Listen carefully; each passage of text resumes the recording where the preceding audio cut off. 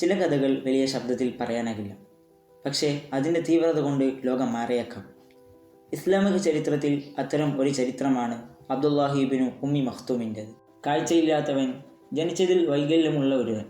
അദ്ദേഹത്തെക്കുറിച്ചോ സൗന്ദര്യത്തെക്കുറിച്ചോ അദ്ദേഹത്തിനൊന്നും പറയാനില്ല. എന്നാലും അദ്ദേഹം തൻ്റെ മനസ്സിൽ ഒരു കാര്യം ഉറപ്പിച്ചു വെച്ചിരുന്നു. അതിങ്ങനെയാണ്: ഞാൻ കേൾക്കുന്നത് ഹക്കാണെങ്കിൽ ഞാൻ അതിൽ നിന്നും ഒരടി പിന്തിടുകയില്ല.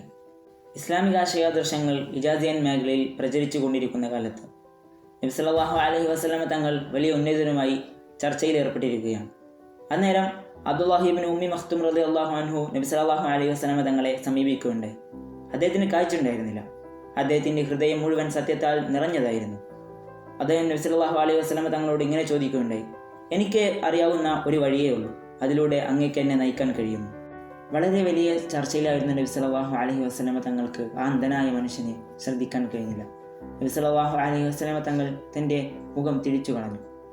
അന്നേരം നബി സല്ലല്ലാഹു അലൈഹി വസല്ലമ തങ്ങൾക്ക് അള്ളാഹുവിൻ്റെ അടുക്കലിൽ നിന്നും വെളിപാടുണ്ടായി. അതിങ്ങനെയായിരുന്നു: ബിസ്മില്ലാഹിർ റഹ്മാനിർ റഹീം, അബസ വതവല്ല അൻ ജാഅഹുൽ അഅമ. അല്ലാഹു സുബ്ഹാനഹു വ തആല ഈ വെളിപാടിലൂടെ തൻ്റെ റസൂലിനോട് ഓർമ്മിപ്പിച്ചത് ഇങ്ങനെയാണ്: ആളൊരു കാഴ്ചയില്ലാത്തവനാണെങ്കിലും അദ്ദേഹത്തിൻ്റെ ഹൃദയം വെളിച്ചമുള്ളതാണ്. ഈ സംഭവം നടന്നിട്ട് നബി സല്ലല്ലാഹു അലൈഹി വസല്ലമ തങ്ങളുടെ വഫാത്തിന് ശേഷം ഈ അന്ധനായ മനുഷ്യൻ മദീനയുടെ ഗവർണറാകുന്നുണ്ട്.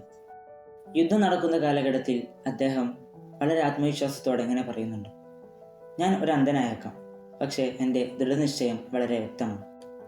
ഇദ്ദേഹം ഇത്തരത്തിൽ വളരെ അന്ധനാണെങ്കിലും ഇദ്ദേഹം ബൈത്തുൽ മാലിൻ്റെ സംരക്ഷണം 2 പ്രാവശ്യം ഏറ്റെടുത്തിട്ടുണ്ട്. So, what's your excuse? Do you think you are lacking something? Is it fear, poverty or disability? നിനക്ക് ആവശ്യമുള്ളത് ഒരൊറ്റക്കാര്യം മാത്രം: നിന്റെ മനസ്സിൻ്റെ വെളിച്ചം. നിനക്ക് കാഴ്ചയില്ലെങ്കിലും കാഴ്ചക്കാരനാകാം, കൈയില്ലെങ്കിലും പ്രവൃത്തി ഉണ്ടാക്കാം, പേരില്ലെങ്കിലും ചരിത്രം എഴുതാം. നിന്റെ ഇന്നത്തെ പരിമിതിയാകട്ടെ നാളത്തെ നിന്റെ അധികാരശക്തി.